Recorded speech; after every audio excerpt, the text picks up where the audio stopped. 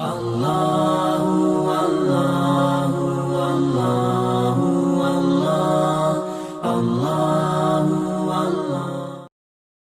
سورہ ہجر مکی ہے۔ ہجرت سے پہلے اس کا نزول ہوا۔ قرآن پاک کی ترتیب کے اعتبار سے اس کا نمبر 15 ہے، اور نزول کے اعتبار سے اس کا نمبر 54 ہے۔ اس میں 99 آیتیں اور 6 رکوع ہیں۔ ہجر ایک بستی کا نام ہے جہاں پر اللہ تعالیٰ کا عذاب آیا، اس مناسبت سے کہ اس بستی کا ذکر اس سورہ مبارکہ میں ہے، اسے سورۃ الحجر کہتے ہیں۔ بسم اللہ الرحمن الرحیم، اللہ کے نام سے شروع جو بہت زیادہ مہربان نہایت رحم کرنے والا۔ الف لام غ، حروف مقطعات۔ اللہ ورسولہ اعلم بمرادہ، اللہ اس کا معنی جانتا ہے اور اللہ کی عطا سے نبی اکرم صلی اللہ علیہ وآلہ وسلم اس کے مطلب کو سمجھتے ہیں۔ تلک آیات الکتاب، یہ کتاب کی آیتیں ہیں، وقرآن مبین، اور روشن قرآن کی آیتیں ہیں۔ اب 14ویں پارے کا آغاز ہے۔ ربما یود الذین کفروا لو کانوا مسلمین، کل بروز قیامت کافر بار بار تمنا کریں گے کاش وہ مسلمان ہوتے، کاش وہ اللہ اور اس کے رسول کے فرما بردار ہوتے۔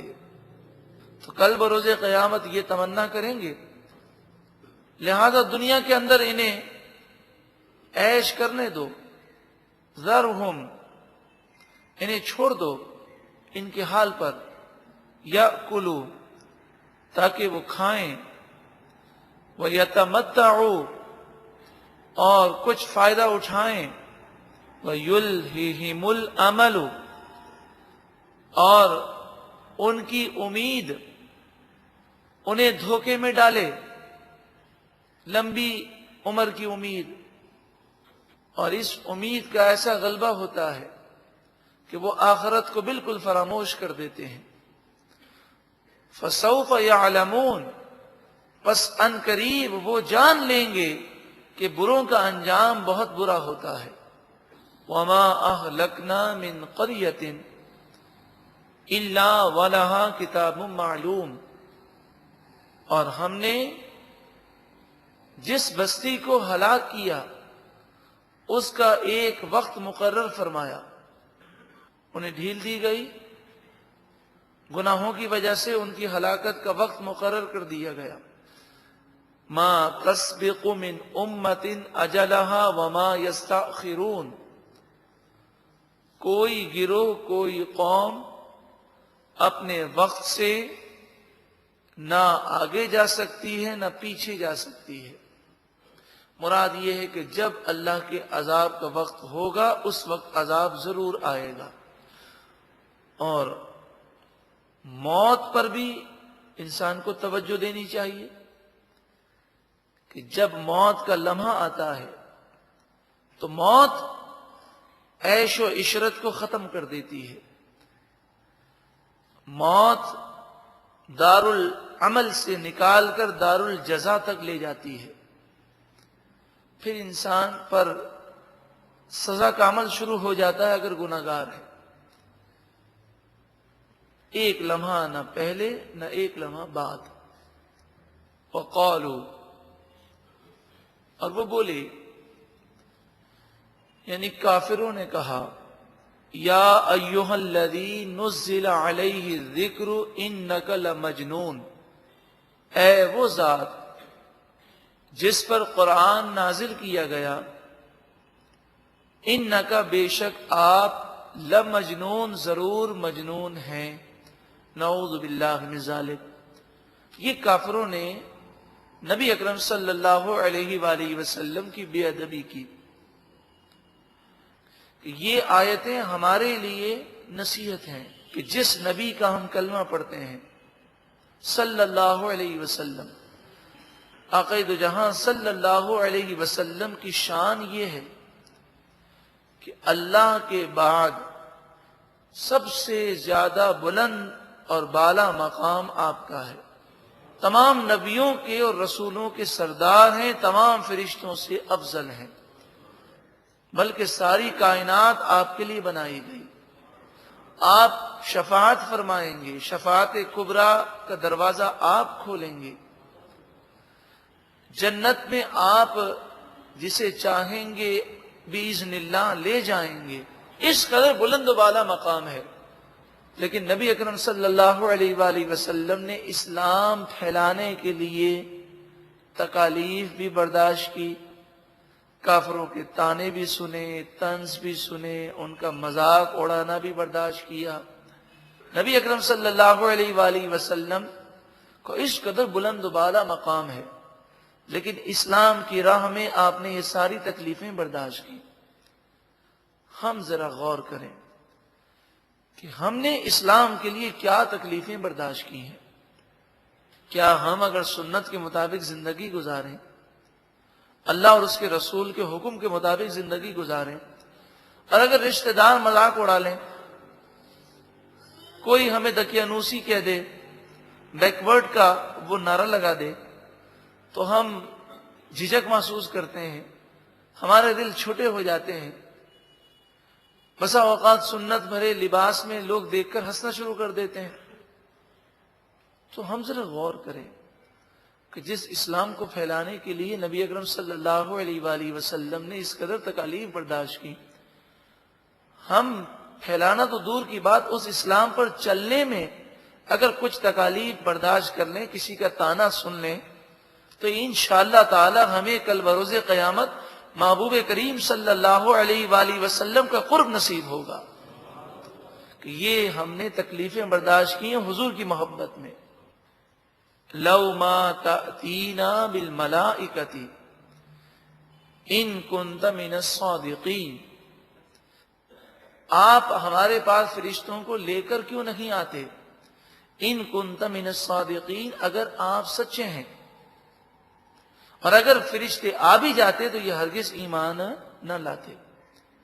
فرمایا ما ننزل الملائکۃ الا بالحق، ہم فرشتوں کو صرف حق کے ساتھ نازل فرماتے ہیں۔ مراد یہ کہ فرشتے آ جاتے اور پھر یہ ایمان نہ لاتے، وما كانوا اذا منظرین، تو اس وقت انہیں مہلت نہ دی جاتی اور فوراً اللہ کا عذاب آ جاتا، اور فرشتے نازل ہونے کے بعد بھی یہ ایمان نہ لاتے۔ انا نحن نزلنا الذکر، بے شک ہم نے اس قرآن کو نازل کیا، وَإِنَّا لَهُ لَحَافِظُونَ، اور بے شک ہم ہی اس کی حفاظت کرنے والے ہیں۔ قرآن مجید فرقان حمید کا یہ معجزہ ہے کہ 1400 سال گزر گئے، آج تک کوئی قرآن کے ایک لفظ کو تبدیل نہیں کر سکا، حالانکہ دشمنان اسلام کس قدر سازشیں کرتے ہیں۔ اللہ تبارک و تعالی نے اتنا پیارا کلام ہمیں عطا فرمایا، کاش کہ ہم اسے پڑھیں، سمجھیں، عمل کریں۔ وَلَقَدْ أَرْسَلْنَا مِن قَبْلِكَ فِي شِيَعِ الْأَوَّلِينَ، اور بے شک آپ سے پہلے ہم نے پچھلے لوگوں میں رسولوں کو بھیجا، رسول ان کے پاس آئے۔ وَمَا يَأْتِيهِمْ مِن رَسُولٍ إِلَّا كَانُوا بِهِ يَسْتَهْزِئُونَ، جب بھی ان کے پاس کوئی رسول آتا تو وہ اس کا مذاق اڑاتے۔ مبلغ، دین پر چلنے والا، یہ خصوصاً میری وہ بہن رسول اللہ صلی اللہ علیہ وآلہ وسلم کے حکم کے مطابق شرعی پردہ کرتی ہے، اور اگر کوئی نادان اس پر ہنستا ہے، ہمیں پریشان نہیں ہونا چاہیے۔ رسول سے بڑھ کر اور کون ہوگا؟ تمام رسول جو بھیجے گئے ان کا لوگوں نے مذاق اڑایا اور ان کی باتوں کو تسلیم کرنے سے انکار کیا۔ کذالک، اسی طرح، نسلکہ فی قلوب المجرمین، ہم مجرموں کے دلوں میں، کافروں کے دلوں میں اس ہنسی کو راہ دیتے ہیں. یعنی یہ ایسے غافل ہو گئے ہیں کہ رسولوں سے مذاق بھی اڑاتے ہیں اور انہیں اس پر شرم بھی نہیں آتی ان کافروں کو. لا یؤمنون بہ، یہ کافر ان پر ایمان نہیں لاتے. وقد خلت سنت الاولین، اور بے شک پہلے لوگوں کا طریقہ گزر چکا کہ جب لوگوں نے اللہ کے رسولوں کی نافرمانی کی تو وہ تباہ ہو گئے. اسی طرح اہل مکہ عبرت حاصل کریں اور رسول اللہ صلی اللہ علیہ وآلہ وسلم کی نافرمانی نہ کریں، ورنہ انہیں تباہی سے کوئی نہیں بچا سکے گا. اب جہاں تک سوال ہے کہ یہ جو نشانی مانگتے ہیں، یہ نشانی انہیں کیوں نہ دی گئی؟ فرمایا جا رہا ہے کہ یہ ضدی ہیں، یہ سمجھنے کے لیے نشانی نہیں مانگ رہے. یہ تو اعتراض برائے اعتراض ہے، یہ تو مخالفت برائے مخالفت ہے. وَلَوْ فَتَحْنَا عَلَيْهِمْ بَابًا مِّنَ السَّمَاءِ، اور اگر ہم ان پر آسمان کا دروازہ کھول دیتے،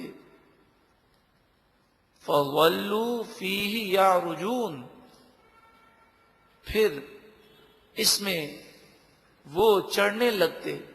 آسمان کا دروازہ کھلتا اور سیڑھی لگ جاتی، اس سیڑھی پر چڑھ کر وہ آسمان پر پہنچ جاتے. وہاں سے یہ دیکھتے کہ فرشتے ہیں اور فرشتے اس بات کی تصدیق کرتے کہ یہ سچے نبی ہیں. اس وقت بھی یہ لوگ کیا کہتے؟ لَقَالُوا، ضرور وہ کہتے، انما سکرت ابصارنا، ہماری آنکھوں پر جادو کیا گیا. بل نحن قوم مسحورون، بلکہ ہم ایسی قوم ہیں جن پوری قوم پر جادو کیا گیا. تو وہ کہتے یہ تو جادو کے زور پر ہمیں ایسا محسوس ہو رہا ہے. تو ان کے اعتراضات اور نشانی کی طلب کرنا صرف مخالفت کے لیے ہے.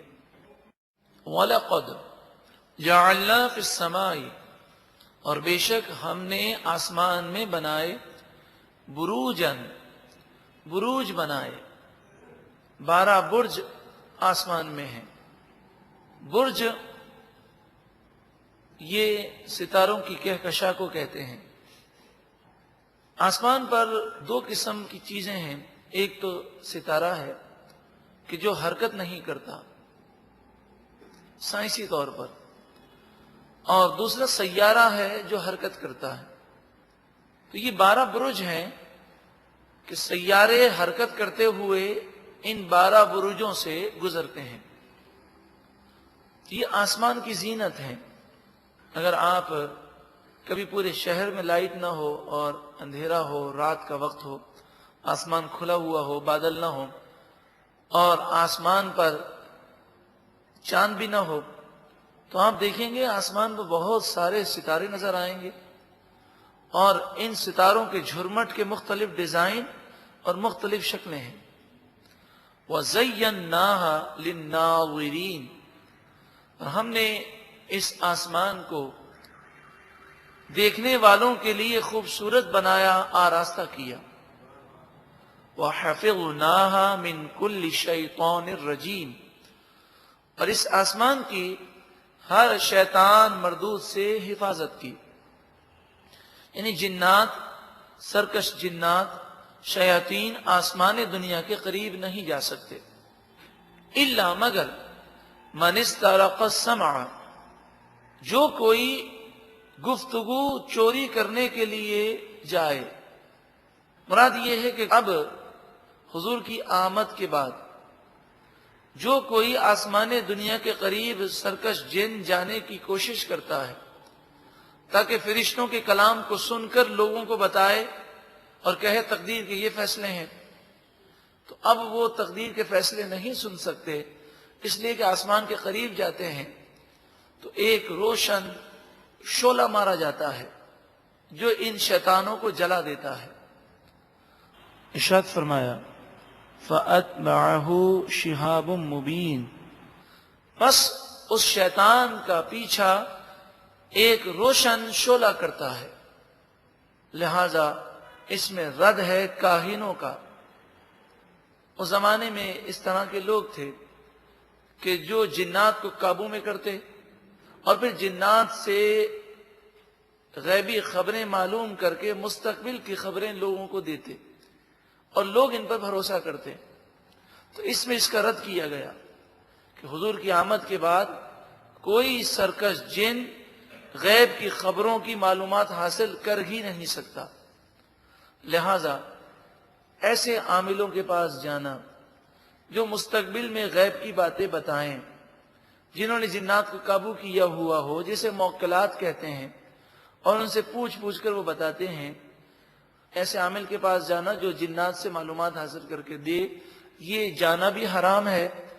اور جن اگر غیب کی خبر بتائے اس پر یقین کرنا کہ یہ غیب کی خبر ہے اور سچی ہے، یہ اعلی حضرت امام اہل سنت امام احمد رضا علیہ الرحمہ نے بڑی تفصیل سے اسے اپنے فتاوی میں بیان کیا کہ اس پر یقین کرنا کفر ہے۔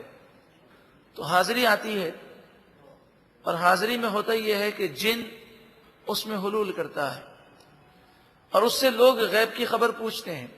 تو اعلی حضرت فرماتے ہیں کہ جس پر حاضری آئی ہے وہ تو بیچارہ بے بس ہے، وہ تو خود اپنے قابو میں نہیں ہوتا، لیکن جو لوگ جمع ہو کر اس سے پوچھتے ہیں کہ یہ بتاؤ کہ مستقبل میں کیا ہوگا، ہمارے کاروبار کو نقصان ہوگا، فائدہ ہوگا، میرا بیٹا سفر پر ہے، بخیریت آ جائے گا کہ کوئی نقصان ہوگا، تو مستقبل کی باتیں جو پوچھتے ہیں۔ اعلیٰ حضرت امام اہل سنت فرماتے ہیں کہ اگر صرف کھیل کود کے لیے، مذاق کے لیے یا یہ دیکھنے کے لیے وہ کیا کہتا ہے پوچھ رہے ہیں تو حرام ہے، اور اگر یہ عقیدہ ہے کہ یہ جو بتا رہا ہے یہ بالکل صحیح بتا رہا ہے اور یہ غیب کی خبریں دے سکتے ہیں، تو جنات کے بارے میں یہ عقیدہ رکھنا کہ وہ غیب کی خبر دے سکتا ہے یہ کفر ہے۔ ہاں، انبیاء اور اولیاء کو اللہ تعالیٰ اپنے اذن سے جتنا چاہتا ہے غیب کا علم عطا فرماتا ہے۔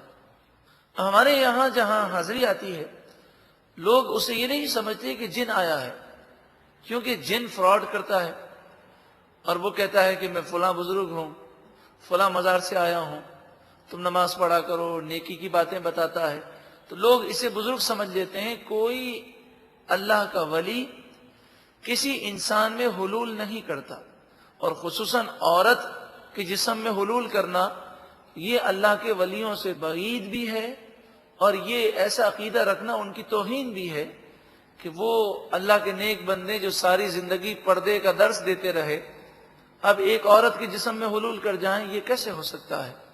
تو حلول کا عقیدہ کہ انسان کے جسم میں کسی کی روح حلول کر جائے، کسی دوسرے کی روح، یہ عقیدہ اسلامی نہیں ہے، بالکل یہ غلط ہے۔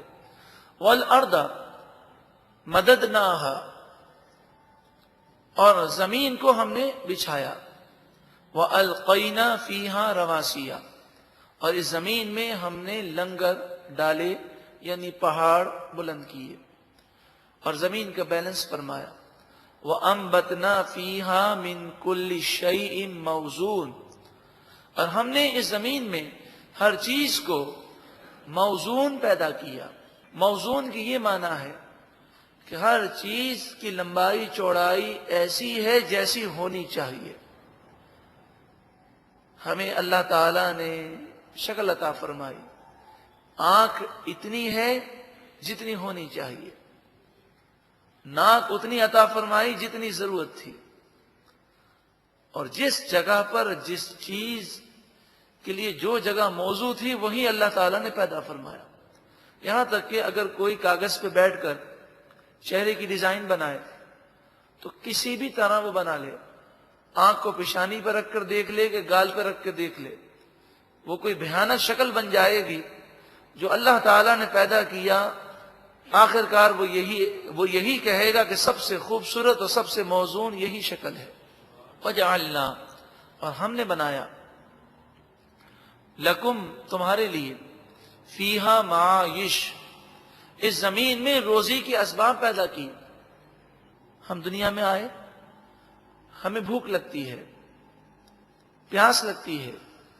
اگر دنیا کے اندر پانی نہ ہوتا, دنیا میں زمین زرخیز ہی نہ ہوتی, کوئی بیج ہی نہ ہوتے, یہ بیج ہوتے لیکن بیج سے پیداوار نہ ہوتی, تو ہم کھانے کے لیے کیا کرتے؟ بلکہ اگر دیکھا جائے تو انسان کی جو زیادہ ضرورت ہے وہ زیادہ سستی ہے. سب سے انسان کے لیے ضروری ہوا ہے, اس پر کوئی ٹیکس نہیں لے, مطلب کوئی اس پر ٹیکس لگا ہی نہیں سکتا. آکسیجن سب سے سستی ہے, کوئی اس پر آپ کو قیمت نہیں دینی پڑتی. پھر دوسرے نمبر پر انسان کے لیے جو ضروری چیز ہے وہ پانی ہے.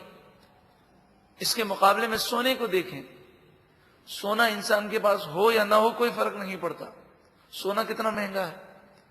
اس کے مقابلے میں پانی تو اکثر فری ملتا ہے, اگر پانی کو لینے جائیں تو اگر خرچہ بھی ہے تو بہت کم. آگ انسان کی ضرورت ہے, آگ دیکھیں کتنی سستی ہے, ایک ماچس لیں اور جلائیں تو آگ جل گئی.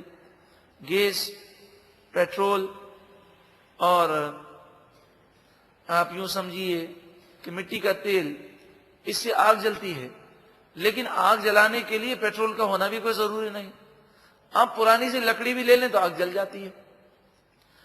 تو آگ جلانے کے لیے جو ماچس کی ضرورت ہے وہ بھی سستا ہے. انسان جب کھانا پکاتا ہے تو سب سے اہم چیز اس کے لیے نمک ہے. اگر کھانے میں نمک نہ ہو تو کھانا بالکل بے ذائقہ ہوتا ہے.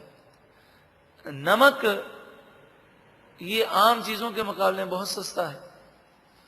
اللہ تبارک و تعالیٰ کا کرم ہے, اگر سانس کا ایک ایک سانس 1 کروڑ کروڑ روپے کا ملتا تب بھی ہم کروڑ روپیہ دے کر سانس ضرور لیتے.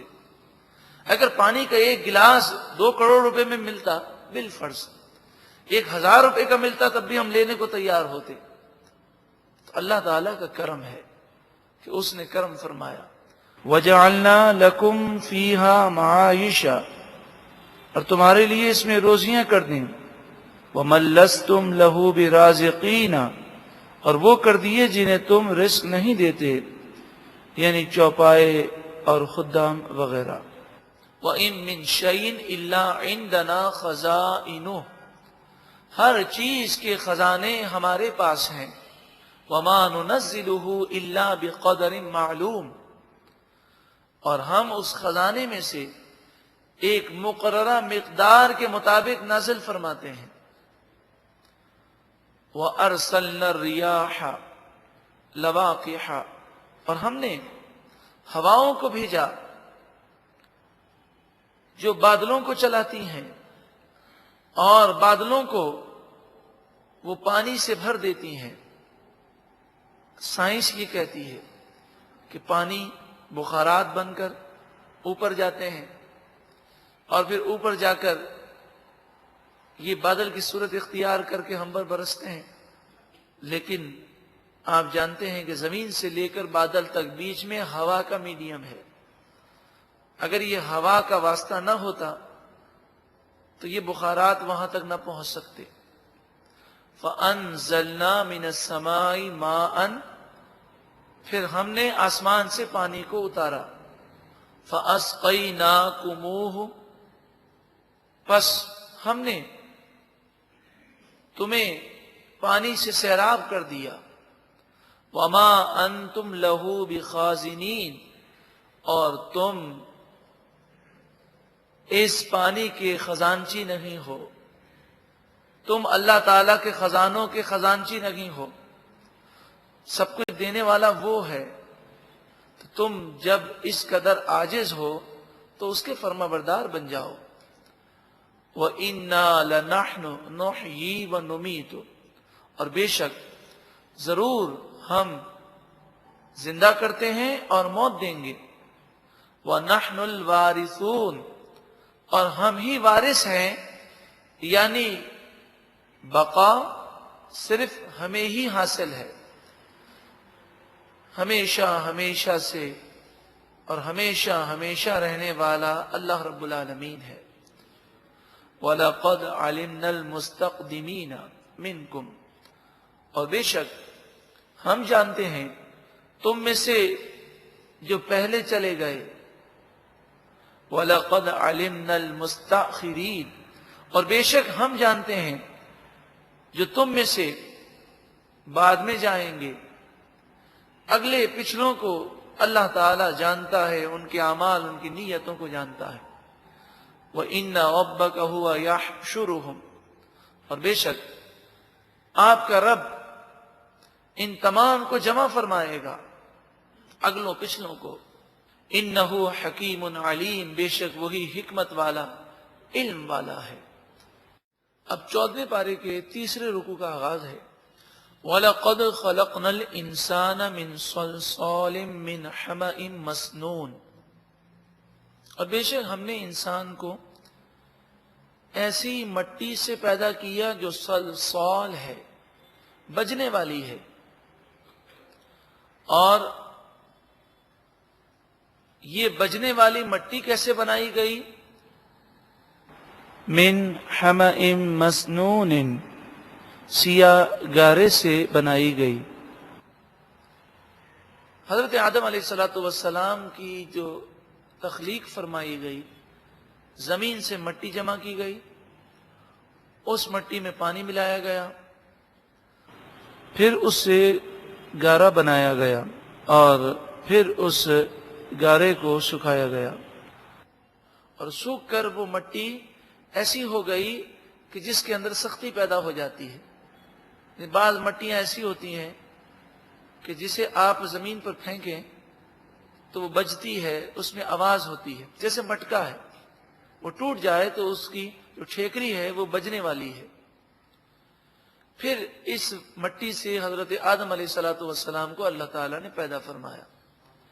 وَالْجَانَّ خَلَقْنَاهُ من قبل، اور آدم علیہ السلام کی پیدائش سے پہلے ہم نے جنات کو پیدا کیا۔ اس سے پتہ چلا کہ جنات انسان سے پہلے پیدا ہوئے۔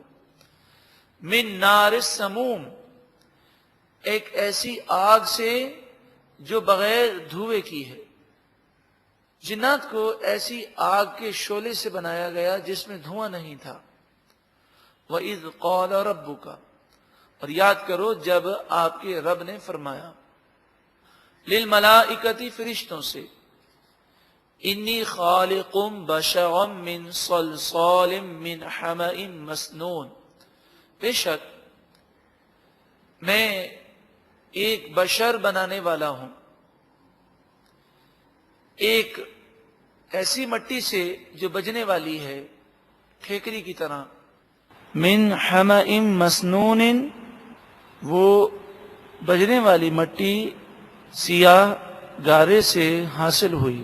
فَإِذَا سَوَّيْتُهُ، اور جب میں اسے ٹھیک بنا دوں، وَنَفَخْتُ فِيهِ مِن رُوحِي، اور میری روح اس میں پھونک دوں۔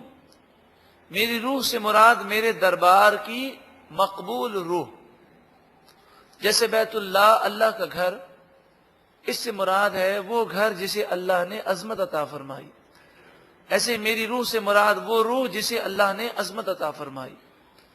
فَقَعُوا لَهُ سَاجِدِينَ، پھر تم اس کے لیے سجدے میں گر جانا۔ فرشتوں سے فرمایا، مراد یہ ہے کہ ہر مخلوق کو سجدے کا حکم تھا۔ تو جب فرشتے بحیثیت، جنسیت اور بناوٹ کے وہ جنات سے افضل ہیں، تو جب فرشتوں کو حکم دیا گیا تو ضمناً جنات کے لیے بھی حکم پایا گیا۔ فَسَجَدَ الْمَلَائِكَةُ كُلُّهُمْ أَجْمَعُونَ، تمام کے تمام فرشتوں نے سجدہ کیا۔ مفسرین فرماتے ہیں ساری مخلوق نے سجدہ کیا، سارے جنات نے سجدہ کیا، صرف ایک جن ابلیس لعین نے سجدہ نہیں کیا۔ ابلیس فرشتہ نہیں بلکہ جن ہے۔ سورہ کہف آیت نمبر 50 میں اس بات کا ذکر ہے۔ الا ابلیس، ابلیس نے سجدہ نہیں کیا۔ ابا، ان یکون مع الساجدین، سجدہ کرنے والوں کے ساتھ ہونے سے اس نے انکار کر دیا، یعنی سجدے سے انکار کیا۔ قال یا ابلیس ما لک الا تکون مع الساجدین، اللہ تعالی نے فرمایا اے ابلیس تجھے کیا ہو گیا کہ تو سجدہ کرنے والوں کے ساتھ نہ ہوا اور تو نے سجدہ نہ کیا؟ قال لم اکن لاسجد لبشر، ابلیس بولا میں کسی بشر کو سجدہ نہیں کر سکتا۔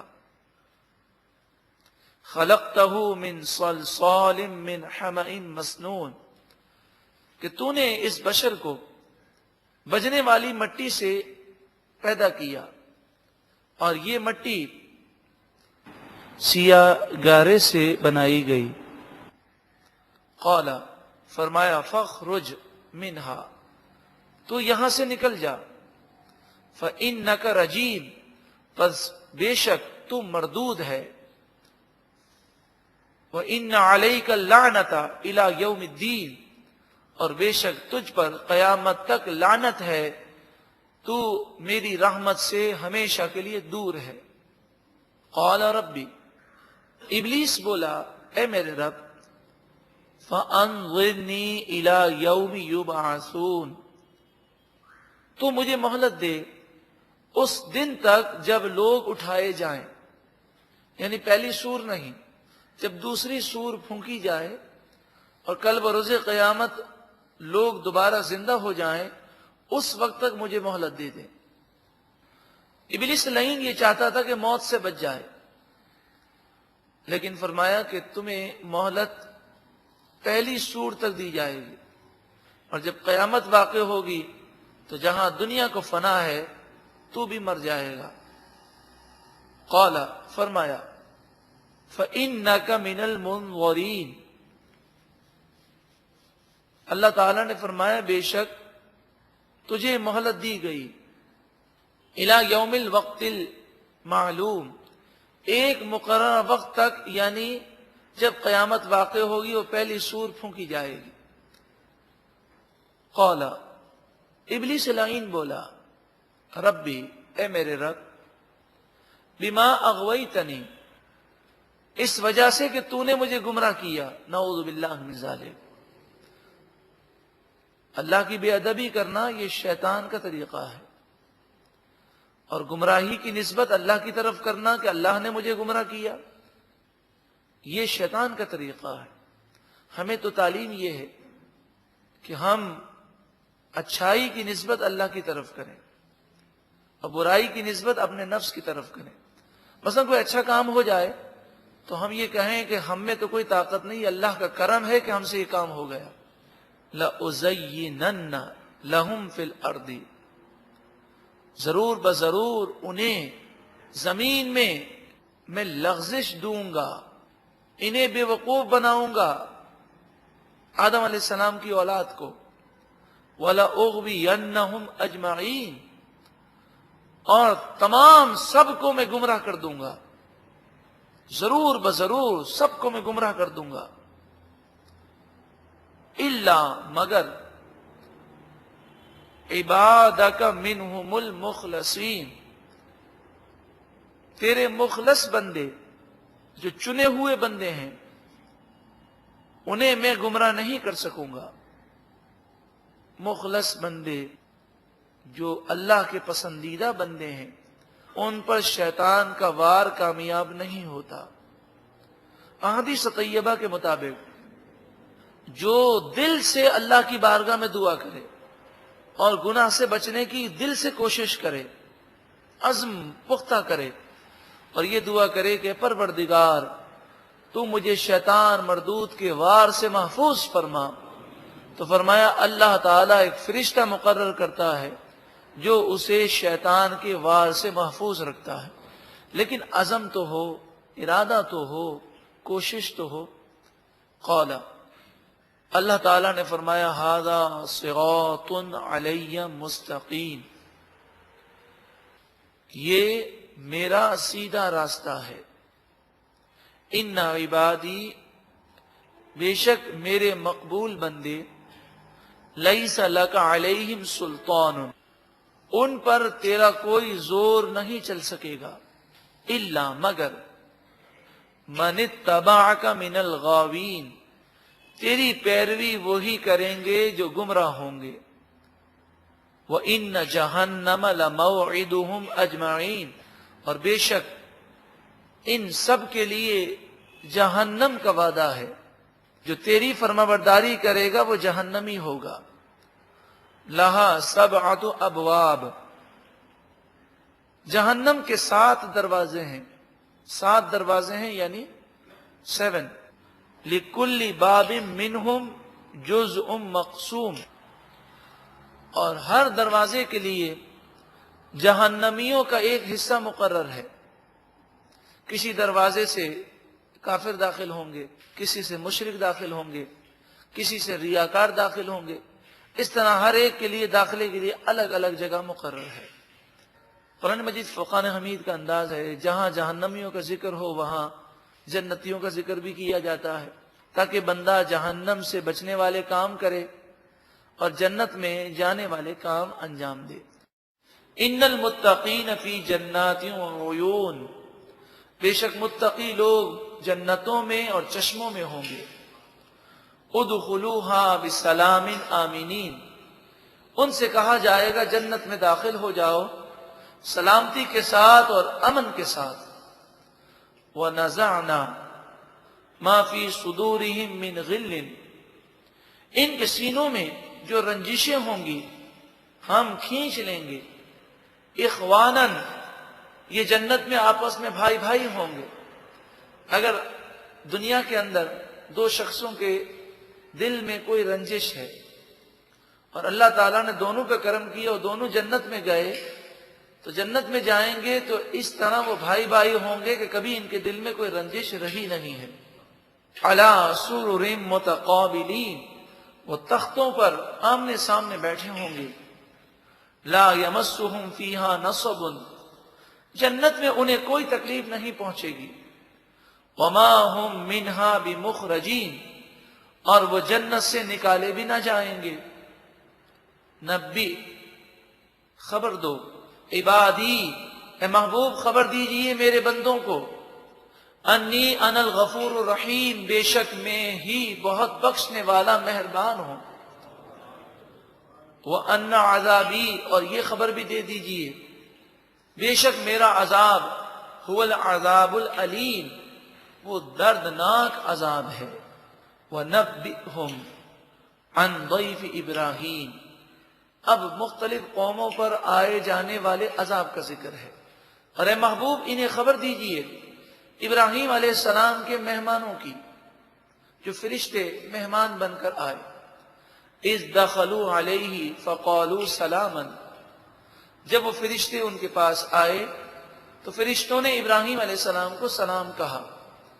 حضرت ابراہیم علیہ السلام نے جواب دیا اور فرمایا قال انا منکم وجلون، بے شک ہمیں تم سے ڈر محسوس ہوتا ہے، اس لیے کہ ابراہیم علیہ السلام کئی دنوں سے مہمان کا انتظار کر رہے تھے، اور فرشتے آئے، آپ نے فوراً کھانا پیش کیا اور فرشتوں نے ہاتھ نہ بڑھایا، تو ابراہیم علیہ السلام کی توجہ اس طرف نہ گئی کہ فرشتے ہیں۔ آپ نے یہ خیال کیا کہ اس زمانے میں رواج تھا کہ کوئی اگر کسی کے گھر پر آئے حملہ کرنے کے لیے تو اس کا نمک نہیں کھاتا تھا، تو آپ نے یہ خیال کیا کہ یہ کھانا نہیں کھا رہے، کہیں یہ ہم سے کوئی بدلہ لینے تو نہیں آئے۔ قالوا، وہ فرشتے بولے لا توجل، آپ ڈر نہ کھائیں، انا نبشرک بغلام علیم، بے شک ہم تو آپ کو ایک دانا سمجھدار بیٹے کی خوشخبری دیں گے۔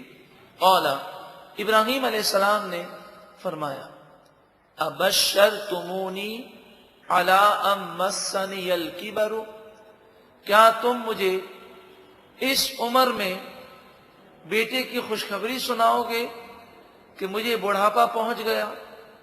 فبما تبشرون، پس کیسے تم مجھے خوشخبری سناؤ گے؟ قالوا، وہ بولے بشرناک بالحق، ہم آپ کو سچی بات کی خوشخبری سناتے ہیں، فلا تکم من القانطین، پس آپ مایوس ہونے والوں میں سے نہ ہوں۔ تو حضرت ابراہیم علیہ السلام کا یہ سوال مایوسی کے لیے نہیں تھا، اللہ کی قدرت پر تو یقین ہے۔ اس عالم کے اندر اس طرح کی خوشخبری سن کر جو خوشی ہوتی ہے، آپ کی یہ الفاظ اظہار خوشی کے لیے تھے۔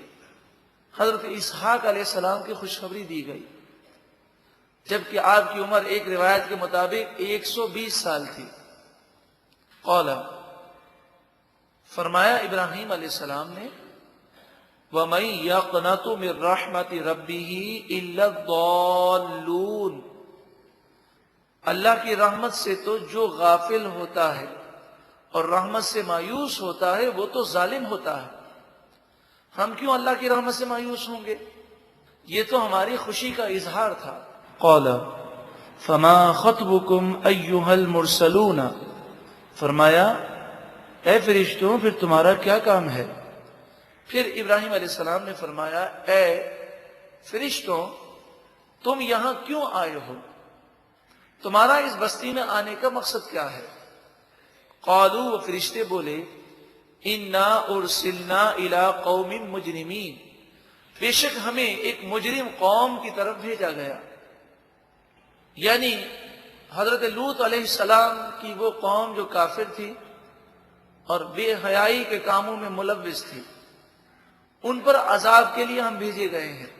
الا آل لوط، مگر حضرت لوط علیہ السلام کے ماننے والوں کو ہم بچا لیں گے اور ان کے گھر والوں کو بھی بچا لیں گے۔ انا، بے شک ہم، لمنجوہم اجمعین، ان تمام کو بچا لیں گے۔ الا امرأتہ، مگر حضرت لوط علیہ السلام کی بیوی عذاب کا شکار ہوگی کیونکہ یہ منافقہ ہے۔ قدرنا، ہم نے عذاب کو مقرر کر دیا حضرت لوط علیہ السلام کی بیوی پر۔ انہا لمن الغابرین، بے شک یہ عورت پیچھے رہ جانے والوں میں ہو جائے گی۔ اب ظالم لوگوں کا ذکر کیا جاتا ہے، سب سے پہلے قوم لوط کا ذکر ہے۔ وہ بے حیائی میں ملوث تھے۔ عبرت ہے کہ اگر گناہ کیے تو اللہ غضب فرمائے گا، شدید عذاب دے گا، اور اگر ہم نے اللہ کی فرما برداری کی، سچی پکی توبہ کر لی، تو وہ بڑا غفور الرحیم ہے، مہربان ہے۔ دونوں راستے ہمارے سامنے ہیں۔ اللہ تعالی ہم سب کو بے حیائی، فحاشی عریانی، بے پردگی کے سیلاب سے محفوظ فرمائے، ہمیں بھی محفوظ فرمائے، ہمارے گھر والوں کو، ہمارے رشتہ داروں کو، ہماری اولاد کو، ہماری نسلوں کو اور تمام مسلمانوں کو محفوظ فرمائے، اور رب العالمین ہمیں خوب خوب قرآن مجید فرقان حمید کی دعوت عام کرنے کی توفیق عطا فرمائے۔ فلما، پس جب، جاء، آئے، آل لوط، لوط علیہ السلام کے گھر، المرسلون، بھیجے ہوئے فرشتے، قال، حضرت لوط علیہ السلام نے ارشاد فرمایا، انکم قوم منکرون، بے شک تم اجنبی لوگ ہو۔ فرشتے انسانی شکل میں گئے اور آپ کی قوم مسافروں کے ساتھ بہت برا سلوک کرتی تھی۔ فرشتوں نے حسین اور خوبصورت نوجوانوں کی شکلیں اختیار کی، تو حضرت لوط علیہ السلام پر اس قدر افسوس طاری ہوا کہ آپ کی اس طرح توجہ نہ گئی کہ یہ فرشتے ہیں۔ آپ کو اس قدر فکر ہونے لگی کہ میری قوم کو اگر معلوم چل گیا تو یہ میرے مہمان ہیں، اور میں اگر اپنے مہمانوں کی حفاظت نہ کر سکوں گا تو کس قدر مجھے شرمندگی ہوگی۔ قالو، تو فرشتے بولے، بل جئناک بما کانوا فیہ یمترون، بلکہ ہم آپ کے پاس وہ عذاب لے کر آئے ہیں جس عذاب کے بارے میں آپ کی قوم شک کرتی ہے، وَأَتَيْنَاكَ بِالْحَقِّ، اور ہم آپ کے پاس حق لے کر آئے ہیں، وَإِنَّا لَصَادِقُونَ، اور بے شک ضرور ہم سچے ہیں۔ فَأَسْرِ بِأَهْلِكَ بِقِطْعٍ مِّنَ اللَّيْلِ، تو آپ ایسا کیجئے گا کہ رات کے ایک حصے میں اپنے گھر والوں کو لے کر روانہ ہو جائیے گا، اور دیگر جو آپ کے ساتھ مومنین ہیں انہیں بھی لے کر آپ روانہ ہو جائیے گا۔ وَاتَّبِعْ أَدْبَارَهُمْ، اور آپ ان کے پیچھے چلیے گا، اپنے گھر والوں کو اور مومنین کو آگے چلائیے گا، آپ پیچھے چلیے گا۔ وَلَا يَلْتَفِتْ مِنْكُمْ أَحَدٌ، اور آپ لوگوں میں سے کوئی بھی پیچھے مڑ کر نہ دیکھے۔ وَامْضُوا حَيْثُ تُؤْمَرُونَ، اور جہاں کو حکم ہے سیدھے چلے جائیے۔ حضرت ابن عباس رضی اللہ تعالی عنہما نے فرمایا کہ حکم ملک شام کو جانے کا تھا۔ حضرت لوط علیہ السلام کو یہ بتایا گیا، آپ کے مومن جو رشتہ دار ہیں یا دیگر جو مومنین ہیں، ان میں سے جو بھی پیچھے مڑ کر دیکھے گا وہ بھی عذاب میں گرفتار ہو جائے گا۔ تو جو مومنین تھے انہوں نے پیچھے مڑ کر نہ دیکھا، لیکن حضرت لوط علیہ السلام کی زوجہ وہ منافقہ تھی، اس سے پیچھے مڑ کر دیکھا اور دیکھا کہ اس کی قوم ہلاک ہو رہی ہے، پتھروں کی بارشیں برس رہی ہیں، تو اس نے کہا ہائے میری قوم، یہ کہنا تھا کہ ایک پتھر اسے آ کر لگا اور یہ ہلاک ہو گئی۔ وَقَضَيْنَا إِلَيْهِ ذَلِكَ الْأَمْرَ، اور ہم نے اس معاملے کا فیصلہ فرما لیا، أَنَّ دَابِرَ هَؤُلَاءِ مَقْطُوعٌ مُصْبِحِينَ، کہ اس قوم کی جڑ صبح کے وقت کاٹ دی جائے گی، یہ قوم جڑ سے مٹا دی جائے گی۔ حضرت لوط علیہ السلام کی قوم بے حیائی، فحاشی، عریانی میں مبتلا تھی، وہ بڑے گندے کام کرتے تھے، بڑے گندے لوگ تھے۔ بے حیائی میں مبتلا لوگوں کے لیے جن کی نگاہیں گندی ہیں، جن کے ذہن اور دل گندے ہیں، ان کے لیے عبرت ہے۔ ذہنی پاکیزگی یہ بڑی اہمیت کی حامل ہے، اور ذہنی پاکیزگی کے لیے ان تمام چیزوں سے بچنا ضروری ہے جو ذہن کو گندا کرتے ہیں، وہ فلم ہو کہ ڈرامہ ہو یا اس طرح کے وسیل، ایسے میگزین، ایسے ڈائجسٹ کہ جو ذہن کو گندا کرتے ہیں، ان کو دیکھنا اور پڑھنا گویا کہ اپنے آپ کو تباہی میں ڈالنا ہے۔ وَجَاءَ أَهْلُ الْمَدِينَةِ يَسْتَبْشِرُونَ، شہر کے لوگ خوشی خوشی آئے، جب وہ فرشتے مہمان بن کر آئے۔ آپ کی زوجہ کسی کام سے نکلی اور وہ منافقہ تھی، اس نے اپنی قوم کو جا کر بتا دیا۔ قوم خوشیاں مناتے ہوئے، چیختے چلاتے بڑے خوش ہو کر ہزاروں کی تعداد میں آئے، اور انہوں نے حضرت لوط علیہ السلام کے گھر کو گھیر لیا۔ قال، حضرت لوط علیہ السلام نے فرمایا، ان هؤلاء ضیفی، بے شک یہ میرے مہمان ہیں، فلا تفضحون، پس تم مجھے مہمانوں کے سامنے رسوا نہ کرو۔ یہ آپ نے اس وقت فرمایا تھا جب آپ کی توجہ نہ تھی کہ یہ فرشتے ہیں، اور فرشتوں نے بھی اپنا فرشتہ ہونے کا اظہار نہیں کیا تھا۔ واتقوا اللہ، اور تم اللہ سے ڈرو، ولا تخزون، اور مجھے تم مہمانوں کے سامنے شرمندہ نہ کرو۔ تو ان لوگوں نے کہا، قالوا، وہ بولے، اولم ننہک عن العالمین، کیا ہم نے آپ کو منع نہیں کیا کہ سارے جہان والوں کی فکر آپ نہ کیا کریں؟ آپ نے انہیں مہمان کیوں بنایا؟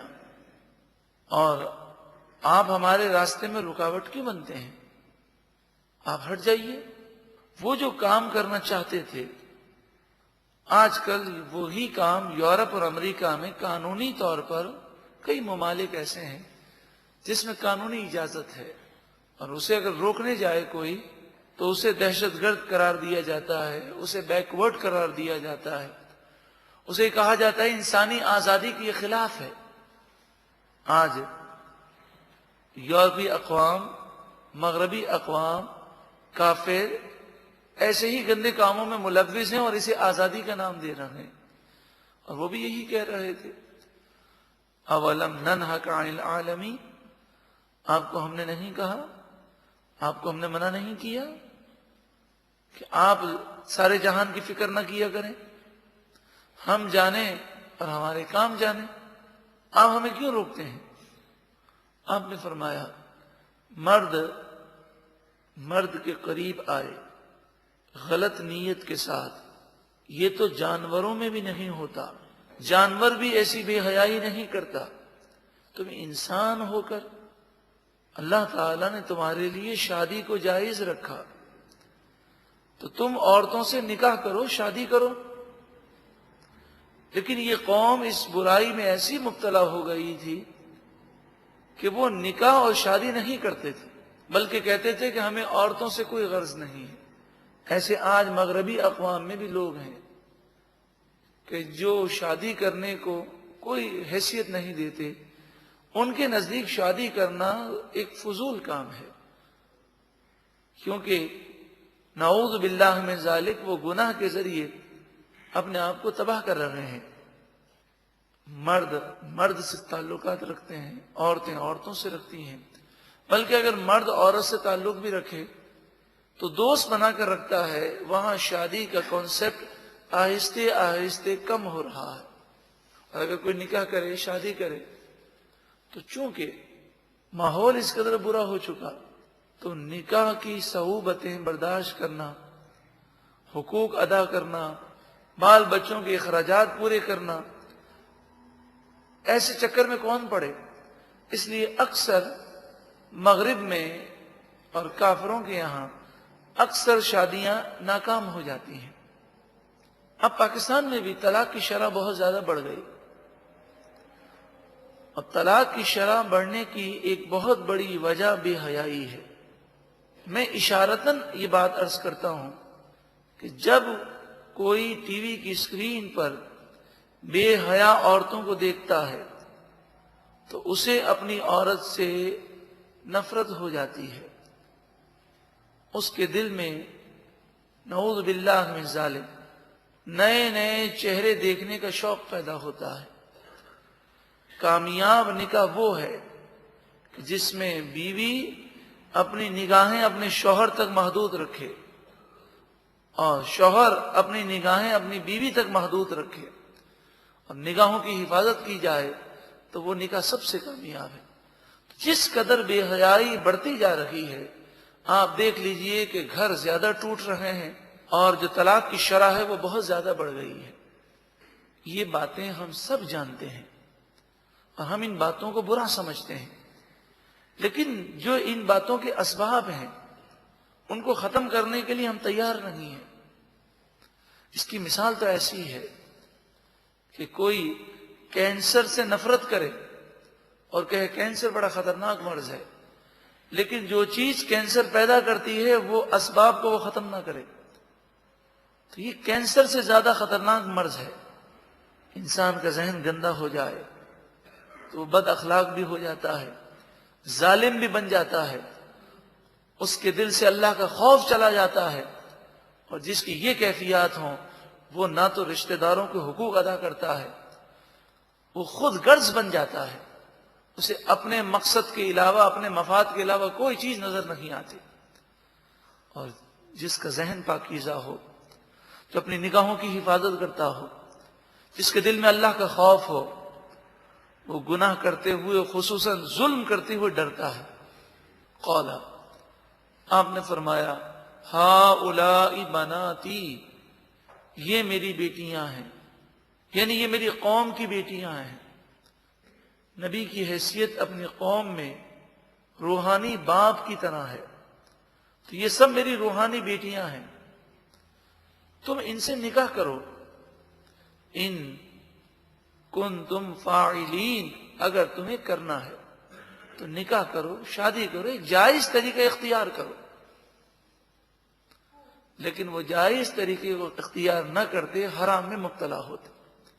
آج یورپ میں یہ بات ہے کہ وہ ایک شادی کے بعد دوسری شادی کو، اول تو وہ خود نکاح سے اور شادی سے عاری ہوتے ہیں، لیکن اگر مسلمان وہاں پر ایک نکاح کے بعد دوسرا نکاح کرے اور دونوں کے حقوق ادا کرنے کو بھی تیار ہو، تو مغربی اقوام اس چیز کی اجازت نہیں دیتے، وہاں پر قانونی پابندی ہے کہ دوسرا نکاح نہیں کیا جا سکتا۔ لیکن جتنی وہ گرل فرینڈ رکھنا چاہے اس پر کوئی پابندی نہیں ہے۔ تو حرام کو وہ اچھا سمجھتے ہیں، اور شریعت نے جو اختیار دیا کہ اگر مرد ایک سے زائد نکاح کرنا چاہے تو 4 تک اس کی اجازت ہے، تو جو شریعت نے جائز قرار دیا ان کو برا لگتا ہے۔ آج ہمارے یہاں بھی ہے، نعوذ باللہ من ذالک، اگر کوئی مرد بے حیا ہو اور وہ بے پردگی کا مظاہرہ کرتا ہو اور غیر عورتوں سے گفتگو کرتا ہو، چاہے وہ اس کی رشتہ دار عورتیں ہوں، تب بھی ہمارے معاشرے میں اس کو معیوب نہیں سمجھا جاتا۔ کہتے ہیں یہ تو کوئی مسئلہ ہی نہیں ہے، یہ تو اس کے کزنس ہیں، یہ تو اس کی آفس میں کام کرنے والی عورتیں ہیں، یعنی حرام وہ گفتگو کر رہا، اس پر کسی کو کوئی اعتراض نہیں۔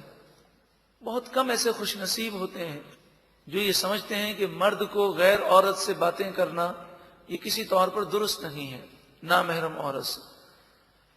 ورنہ آج کل کے لوگ کہتے ہیں اتنا اسٹریم نہیں ہونا چاہیے، اتنا سخت نہیں ہونا چاہیے۔ لیکن اگر مرد یہ کہے میرا یہ ارادہ ہے کہ میں دوسرا نکاح کر لوں اور میں 2 بیویاں رکھ کر دونوں کے حقوق ادا کروں گا، تو لوگ اسے حرام سے بھی زیادہ بڑا گناہ سمجھتے ہیں، اور ایک ہنگامہ اٹھ جاتا ہے۔ ٹھیک ہے، فی زمانہ دوسرا نکاح کرنا اور حقوق ادا کرنا بہت مشکل امر ہے، فی زمانہ عقل مند کو یہ کام نہیں کرنا چاہیے۔ فی زمانہ لوگ پھر ظلم بہت زیادہ کرتے ہیں، لیکن گفتگو کا محور یہ ہے کہ ہمارے یہاں حرام سے زیادہ نفرت اس کام میں پائی جاتی ہے، حالانکہ ایسا نہیں ہونا چاہیے۔ سب سے زیادہ نفرت حرام سے ہونی چاہیے۔ تو شریعت نے ہمیں یہ حکم دیا کہ اپنی نگاہوں کی حفاظت کرو، یہاں تک کہ نبی اکرم صلی اللہ علیہ وآلہ وسلم نے نوجوانوں سے فرمایا اے نوجوانوں نکاح کرو، اور جو نکاح نہیں کر سکتے وہ مسلسل روزے رکھیں۔ تو یہاں تو حضور روزے رکھنے کا حکم فرما رہے ہیں، اور یہ نوجوان ٹی وی پر بیٹھ کر اپنے ذہن کو گندا کر رہا ہے۔ لعمرک، اے محبوب تیری جان کی قسم، لعمرک، اے محبوب تیری جان کی قسم، آپ کی جان کی قسم، انہم لفی سکرتہم یعمہون، یہ اپنے نشے میں بدمست ہو گئے، یہ بھٹک گئے اور گناہوں کے نشے میں ایسے مست تھے کہ حضرت لوط علیہ السلام نے انہیں یہ تعلیم دی، لیکن انہوں نے انکار کر دیا اور کہا ہمیں شادی کرنے کی کوئی ضرورت نہیں۔ فَأَخَذَتْهُمُ الصَّيْحَةُ مُشْرِقِينَ، پس انہیں صبح کے وقت زوردار آواز نے پکڑ لیا۔ فَجَعَلْنَا عَالِيَهَا سَافِلَهَا، پس ہم نے اوپری حصے کو نیچا کر دیا۔ جبریل امین ان 5 بستیوں کو اپنے پروں پر اٹھا کر اوپر لے گئے، اور پھر آپ نے ان کو الٹ کر زمین پر دے مارا۔ ان کے آثار جو باقی تھے، ہر گھر الٹا محسوس ہوتا تھا۔ کہتے یہ ہیں کہ دنیا میں ایسے خنرات ہیں کہ جہاں پر دیکھا جائے تو ان کے گھر الٹے محسوس ہوتے ہیں۔ یہ الٹے کیسے ہو گئے؟ یہ اللہ کا عذاب ہے۔ وَأَمْطَرْنَا عَلَيْهِمْ حِجَارَةً مِّن سِجِّيلٍ، اور ہم نے ان پر سخت کنکر کے پتھر برسائے، ہر ایک پر مرنے والے کا نام لکھا تھا۔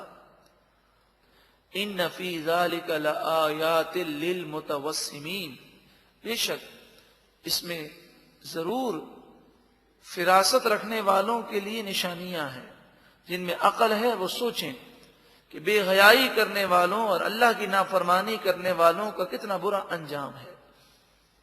وَإِنَّهَا لَبِسَبِيلٍ مُقِيمٍ، اور بے شک یہ حضرت لوط علیہ السلام کی وہ قوم جو ہلاک ہوئی، وہ ایسے راستے پر ہے جو راستہ قائم ہے، قافلے وہاں سے گزرتے ہیں، اور عرب میں یہ بات مشہور تھی کہ یہ وہ علاقہ ہے کہ جہاں پر حضرت لوط علیہ السلام کی قوم ہلاک ہوئی۔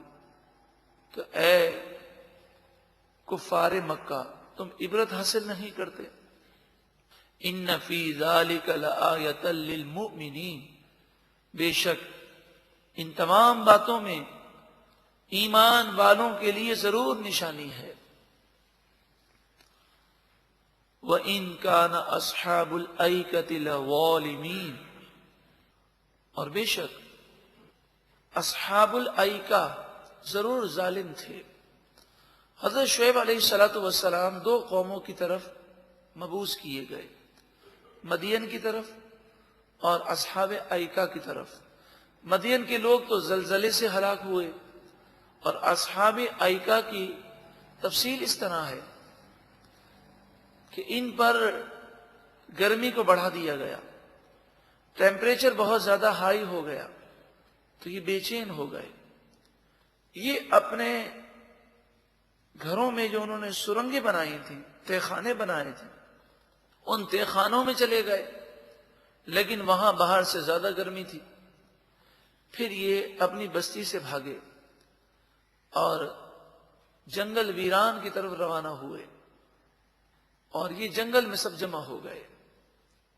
آج ٹیمپریچر دنیا کے اندر 50 ڈگری 55 ڈگری یہ زیادہ سے زیادہ ٹیمپریچر مانا جاتا ہے، لیکن آپ سوچیں کہ 50 ڈگری یا 55 ڈگری یہ سینٹی گریڈ یہ وہ ٹیمپریچر ہے جو عام انسانی بساط جو ہے وہ کچھ بھی کر کے اسے برداشت کر سکتی ہے، لیکن اگر ٹیمپریچر اور بڑھ جائے، مثلا 100 ڈگری ہو جائے، 200 ڈگری ہو جائے، 500 ڈگری ہو جائے، تو زمین پر کوئی زندہ باقی نہ رہ سکے۔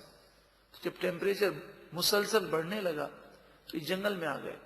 جنگل میں ایک بادل آیا، اور اس بادل کو دیکھ کر وہ سارے اس بادل کے نیچے آ گئے۔ بادل میں ٹھنڈی ٹھنڈی ہوائیں چلنے لگی، تو سب پوری قوم اس بادل کے نیچے جمع ہو گئی۔ بہت بڑا بادل تھا، دور دور تک پھیلا ہوا تھا۔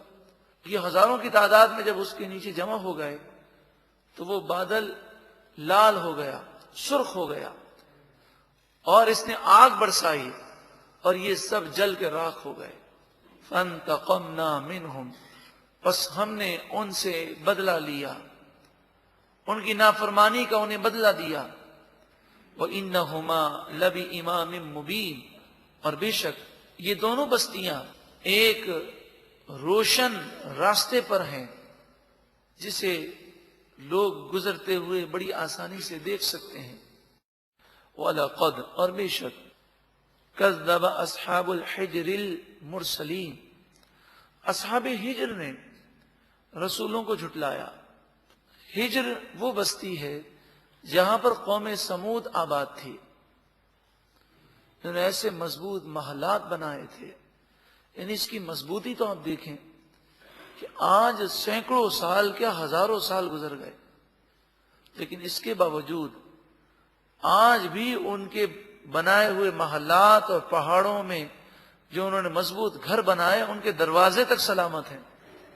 ہمارا بنگلہ، ہمارا محل، ہمارا فلیٹ کیا یہ طاقت رکھتا ہے؟ انہوں نے ہم سے زیادہ مضبوط مکانات بنائے، لیکن موت نے ان کے قصے کو ختم کر دیا۔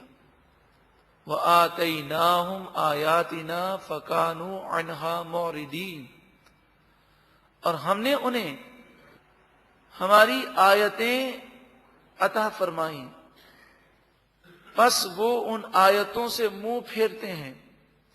یعنی حضرت صالح علیہ السلام نے قوم سمود کو معجزات دکھائے، خصوصاً اونٹنی والا معجزہ کہ پہاڑ پھٹ گیا اور اس سے زندہ اونٹنی باہر آئی. وَكَانُوا يَنْحِتُونَ مِنَ الْجِبَالِ بُيُوتًا آمِنِينَ، وہ پہاڑوں کو تراش کر بڑے اطمینان کے ساتھ گھروں کو بنایا کرتے تھے. پہاڑوں کو تراش کر گھر بنانا مراد یہ ہے کہ ان کے گھر بڑے مضبوط ہوتے تھے، مگر جب انہوں نے نافرمانی کی تو یہ مضبوطی انہیں کوئی کام نہ آئی. فَأَخَذَتْهُمُ الصَّيْحَةُ مُصْبِحِينَ، پس صبح کے وقت ایک زوردار آواز نے انہیں پکڑ لیا اور ان کے دل بند ہو گئے اور سب ہلاک ہو گئے. فما اغنا عنہم ما کانوا یکسبون، جو انہوں نے کمایا تھا، جو مال اور قوت انہوں نے جمع کی تھی، وہ ان کے کوئی کام نہ آئی. دولت، محل اور دیگر جو طاقتیں ہیں وہ اللہ کے غضب سے نہیں بچا سکتی. کتنا پیارا درس ہے کوئی درس حاصل کرنے والا؟ ہے کوئی جو یہ سوچے کہ جس دکانداری کی خاطر، جس کاروبار کی خاطر ہم جماعت چھوڑ دیتے ہیں، نمازیں قضا کرتے ہیں، یا اگر نماز پڑھتے ہیں تو توجہ نہیں، ایک بے اطمینانی کے ساتھ، بے توجہی کے ساتھ نمازیں ادا کر دیتے ہیں، کوئی نماز کا اہتمام نہیں، نہ ہماری زبان اللہ کے ذکر سے تر ہوتی ہے، نہ ہم حرام سے بچتے ہیں، تو جن بال بچوں کی خاطر، رشتہ داروں کی خاطر، جس مال کی خاطر، جس مکان کی تعمیر میں ہم نمازوں سے دور ہیں، گناہوں میں پڑے ہیں، دین سے دور ہیں، نہ یہ مکان کام آئیں گے، نہ یہ بال بچے کام آئیں گے، نہ یہ دکان کام آئے گی، سب یہیں رکھا رہ جائے گا اور موت کا فرشتہ ہمیں موت سے ہمکنار کر دے گا. انسان اپنے مکان کا خیال رکھے، اپنے بال بچوں کا خیال رکھے، اپنے کاروبار کا خیال رکھے، لیکن ہر وقت اس کی توجہ اللہ کی طرف ہونی چاہیے. ہر وقت اسے اپنی آخرت کی فکر بھی ہونی چاہیے، بلکہ دنیا سے زیادہ آخرت کی فکر ہونی چاہیے. وَمَا خَلَقْنَا السَّمَاوَاتِ وَالْأَرْضَ وَمَا بَيْنَهُمَا إِلَّا بِالْحَقِّ، ہم نے آسمان و زمین کو اور اس کے درمیان جو چیزیں ہیں سب کو ٹھیک ٹھیک بنایا. وَإِنَّ السَّاعَةَ لَآتِيَةٌ، اور بے شک قیامت ضرور آئے گی. فَاصْفَحِ الصَّفْحَ الْجَمِيلَ، بس اچھی طرح اے محبوب آپ ان سے درگزر کیجئے اور ان سے اعراض کر لیجئے. ایک وقت آئے گا جب ان پر اللہ تعالیٰ اپنے غضب کو نازل فرمائے گا. ان ربک هو الخلاق العلیم، بے شک آپ کا رب وہی بہت پیدا کرنے والا اور بہت زیادہ جاننے والا ہے. وَلَقَدْ آتَيْنَاكَ سَبْعًا مِّنَ الْمَثَانِي، اور بے شک ہم نے آپ کو وہ سورت عطا فرمائی جس میں 7 آیتیں ہیں، اور وہ مثانی ہے، یعنی بار بار پڑھی جاتی ہے. والقرآن العظیم، اور قرآن عظیم ہم نے آپ کو عطا کیا. قرآن عظیم کی ایک سورت سورہ فاتحہ، جسے 7 مثانی کہتے ہیں، جس میں 7 آیتیں ہیں اور بار بار وہ آیتیں پڑھی جاتی ہیں. قرآن عظیم کا ذکر کیا گیا اور الگ سے سورہ فاتحہ کا ذکر اس لیے کیا گیا کہ یہ قرآن مجید فرقان حمید میں بڑی اہم سورت ہے اور بہت ہی زیادہ باعث ثواب بھی ہے اور باعث برکت بھی ہے. ہر نماز کی ہر رکعت میں ہم اس کی تلاوت کرتے ہیں. سب سے زیادہ سورہ فاتحہ پڑھی جاتی ہے. یہ وہ سورت ہے نبی اکرم صلی اللہ علیہ وآلہ وسلم نے جس کے متعلق ارشاد فرمایا. آپ نے ارشاد فرمایا فی سورۃ الفاتحہ لِكُلِّ دَاءٍ، ہر بیماری کے لیے سورہ فاتحہ میں شفاء شفا ہے۔ تو جب نبی اکرم صلی اللہ علیہ وآلہ وسلم نے ارشاد فرما دیا، بس ہمیں یقین ہونا چاہیے۔ تو رسول اللہ صلی اللہ علیہ وآلہ وسلم نے فرما دیا تو سورہ فاتحہ پڑھیں اور دم کریں، یقین رکھیں کہ اللہ تعالی انشاءاللہ اپنے کرم سے وہ چاہے گا اور شفا دے دے گا۔ 7 مرتبہ سورہ فاتحہ پڑھیں 7 ٹائمز، 111 مرتبہ یا سلام پڑھیں، اور اول آخر 11 مرتبہ درود پاک پڑھیں۔ یہ تو ہر مسلمان کو اپنا معمول رکھنا چاہیے، روزانہ یہ پڑھ کر پانی پہ دم کر کے اسے پی لیں، اور اپنے اوپر بھی دم کر لیں، مریض پر بھی دم کریں، اپنے بچوں پر بھی دم کریں۔ انشاءاللہ تعالی جو امراض ہوں گے وہ دور ہو جائیں گے، اور آئندہ آنے والی بیماریوں سے انشاءاللہ ہم محفوظ ہو جائیں گے۔ اللہ تعالی ہمیں یہ عمل کرنے کی توفیق عطا فرمائے۔ تو روزانہ دن میں کسی بھی وقت 1 مرتبہ یہ عمل کریں کہ اول آخر 11 مرتبہ درود پاک پڑھیں، 7 مرتبہ سورہ فاتحہ پڑھیں، 111 مرتبہ یا سلام پڑھیں، اور اپنے اوپر دم کر لیں، مریض پہ دم کر لیں، پانی پہ دم کر کے پی لیں۔ ارشاد فرمایا لا تمدن عینیک الی ما متعنا به ازواجا منہم، جو تھوڑا نفع ہم نے بعض کافروں کو دیا ہے اس کی طرف تم نگاہ اٹھا کر بھی نہ دیکھنا، ان سے متاثر نہ ہونا کہ یہ عیش و عشرت، یہ مال و دولت جو انہیں ملی ہے یہ تو اللہ کے نافرمان ہیں، کافر ہیں، انہیں کیوں دیا گیا؟ تو آنکھ اٹھا کر نہ دیکھنا، اس کے متعلق سوچنا بھی نہیں۔ کیوں؟ اس لیے کہ یہ حقیر زندگی میں انہیں اس لیے دیا گیا تاکہ ان کی روح نکلتے وقت انہیں زیادہ تکلیف ہو۔ جتنی عیاشی دنیا میں زیادہ ہوگی اتنی ہی کافر کو مرتے وقت زیادہ تکلیف ہوگی، کیونکہ اس وقت مال و اسباب کے چھوٹنے کا غم بھی ہوگا۔ وَلَا تَحْزَنْ عَلَيْهِمْ، اور ان پر رنجیدہ نہ ہوں۔ اے محبوب صلی اللہ علیہ وسلم، آپ اپنا پیغام پہنچا دیں، اسلام کی دعوت دے دیں۔ اگر یہ ایمان نہیں لاتے تو یہ اپنا قصور کرتے ہیں، اپنا نقصان کرتے ہیں، ان کا اپنا قصور ہے۔ وَاخْفِضْ جَنَاحَكَ لِلْمُؤْمِنِينَ، دیکھیے میں آپ کو لفظی ترجمہ بتاؤں تاکہ یہ آیت ہمیں یاد ہو جائے۔ وَاخْفِضْ، اور بچھا دیجئے، جناحن پر کو کہتے ہیں، پر، اپنے پر اے محبوب، للمؤمنین، مومنوں کے لیے، یعنی اے محبوب اپنے رحمت بھرے پروں میں مومنوں کو لے لیجئے۔ آپ رحمت للعالمین ہیں، تو مومنوں پر سرکار دو عالم صلی اللہ علیہ وآلہ وسلم کا کرم اور فیض اور آپ کی رحمت اور آپ کی مہربانی آج تک ہے۔ لَقَدْ جَاءَكُمْ رَسُولٌ مِّنْ أَنفُسِكُمْ عَزِيزٌ عَلَيْهِ مَا عَنِتُّمْ حَرِيصٌ عَلَيْكُمْ بِالْمُؤْمِنِينَ رؤوف الرحیم، آپ رؤوف الرحیم ہیں۔ اب اگر کوئی شیطان کے وسوسوں کا شکار ہو کر نعوذ باللہ من ذالک وہ یہ سمجھے کہ حضور کا فیض ختم ہو گیا تو اس کی نادانی ہے۔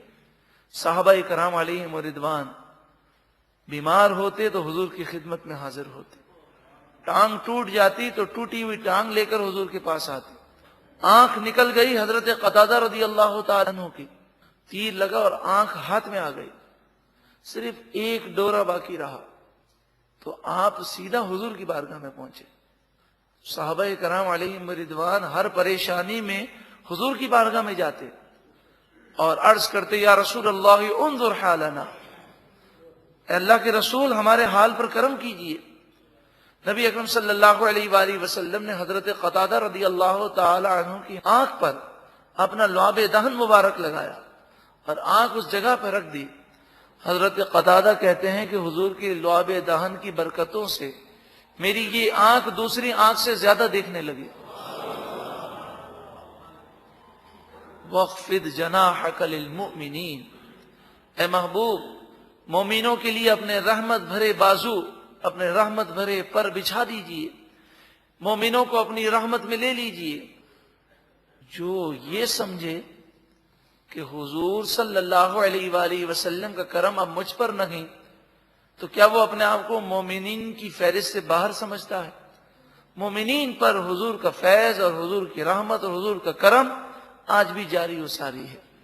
قرآن پاک تو تا قیامت قائم و دائم رہنے والی کتاب ہے۔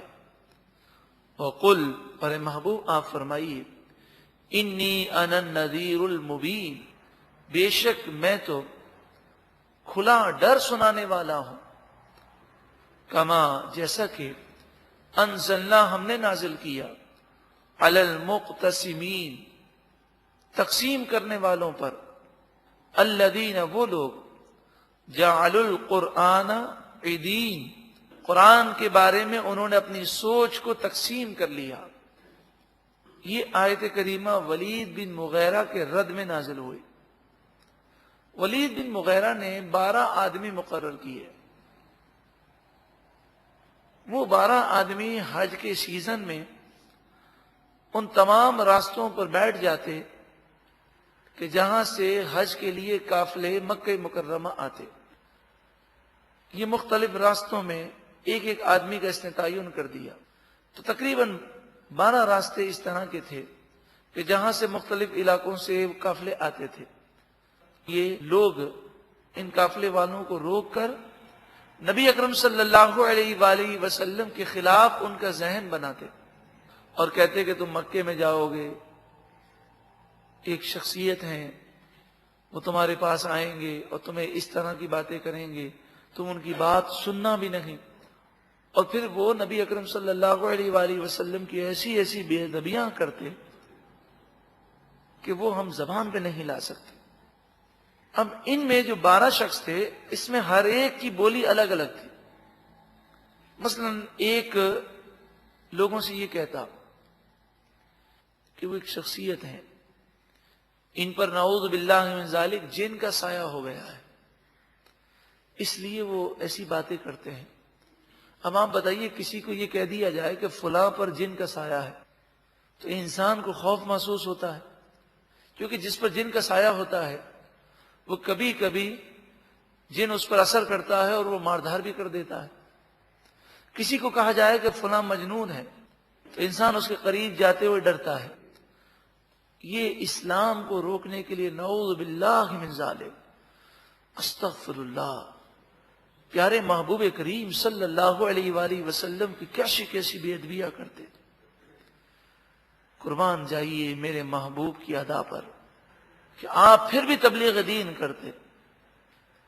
آج ہمیں کوئی تبلیغ دین کرنے کی وجہ سے کوئی ہم پر تہمت لگا دے، بہتان لگائے، ہمیں بدنام کرنے کی کوشش کرے تو ہم پریشان ہو جاتے ہیں۔ ہم سرکار دو عالم صلی اللہ علیہ وآلہ وسلم کی برداشت کو دیکھیں، آپ اس کی پرواہ نہ کرتے، اور آخر کار اسلام پھیلا اور ان کافروں کی سازشیں ناکام ہوئی۔ ولید بن مغیرہ کے آدمی چاروں طرف افواہیں پھیلانے کے لیے پھیلے ہوئے ہوتے، اور یہ ولید بن مغیرہ مکہ مکرمہ میں مسجد الحرام میں خانہ کعبہ کے قریب آ کر بیٹھ جاتا۔ ان کافروں کا قبضہ تھا اور کئی سو سال سے انہوں نے بیت اللہ شریف پر قبضہ کیا ہوا تھا اور 360 بت نصب کیے تھے۔ اب جو بھی طواف کے لیے آتا تو یہ خیال کرتا کہ کوئی قافلے والا ایسا تو ہو سکتا ہے کہ جس کو میرا کوئی آدمی نہ ملا ہو، لیکن طواف تو ہر کوئی کرے گا۔ تو یہاں پر یہ زور زور سے لوگوں کو کہتا، ان 12 افراد کو بھی اور ولید بن مغیرہ کو بھی اللہ تبارک و تعالی نے ہلاک فرمایا، اور ایک روایت کے مطابق غزوہ بدر کے موقع پر سب ہی مارے گئے اور کچھ اس سے پہلے ہی ہلاک ہوئے۔ فَوَرَبِّكَ لَنَسْأَلَنَّهُمْ اجمعین، بس آپ کے رب کی قسم ضرور بضرور ہم ان سب سے پوچھیں گے، عما کانوا یعملون، ان تمام کاموں کے بارے میں جو وہ کیا کرتے تھے، ان سے یہ سوال ہم کل بروز قیامت ضرور کریں گے کہ انہوں نے ہمارے محبوب کی بے ادبیاں کیوں کی۔ فاصدع، بس آپ اعلانیہ کریں، بما تؤمر، جس کا آپ کو حکم دیا جاتا ہے، اس تبلیغ دین کو آپ اعلانیہ کریں اور ان کے پروپیگنڈے اور ان کی مہم کی آپ پرواہ نہ کریں۔ وَأَعْرِضْ عَنِ الْمُشْرِكِينَ، اور مشرکوں سے اعراض کر لیجئے۔ اِنَّا كَفَيْنَاكَ الْمُسْتَهْزِئِينَ، بے شک ہم آپ کے لیے کافی ہیں ان مذاق اڑانے والوں پر عذاب دینے کے لیے، ان مذاق اڑانے والوں پر ہم عذاب دیں گے اور آپ کے لیے ہم کافی ہیں۔ الذین یجعلون مع اللہ الہا آخر، یہ وہ لوگ ہیں کہ جو اللہ کے ساتھ دوسرا خدا، دوسرا معبود قرار دیتے ہیں، شرک کرتے ہیں۔ فسوف یعلمون، پس ان قریب وہ جان جائیں گے۔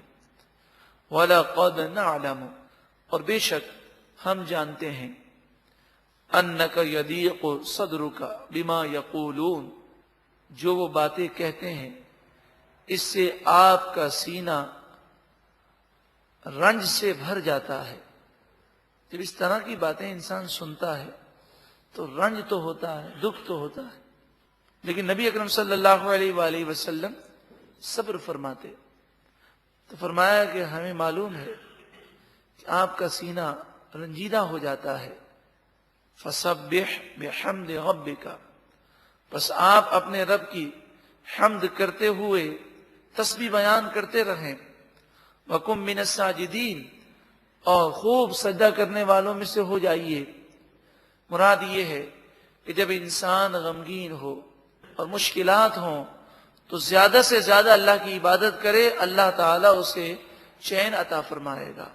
ہماری تعلیم ہے، ہماری نصیحت ہے۔ نبی اکرم صلی اللہ علیہ وآلہ وسلم کو یہ فرمایا گیا ہماری نصیحت کے لیے۔ نبی اکرم صلی اللہ علیہ وآلہ وسلم کا جو رنج تھا وہ دین کے لیے تھا۔ آپ رنجیدہ ہوتے کہ یہ میری بے ادبیاں کر کے اپنے آپ کو تباہ کر رہے ہیں۔ جب کوئی کافر مر جاتا تو آپ کو اس بات کا ضرور افسوس ہوتا کہ یہ کفر کی حالت میں دنیا سے چلا گیا، کاش کہ یہ ایمان لے آتا اور جہنم کی آگ سے بچ جاتا، کیونکہ آپ رحمت للعالمین ہیں۔ آپ تو یہ چاہتے کہ سب ایمان لے آئیں اور جہنم کی آگ سے بچ جائیں۔ وَاعْبُدْ رَبَّكَ، اپنے رب کی عبادت کرتے رہیں، حتی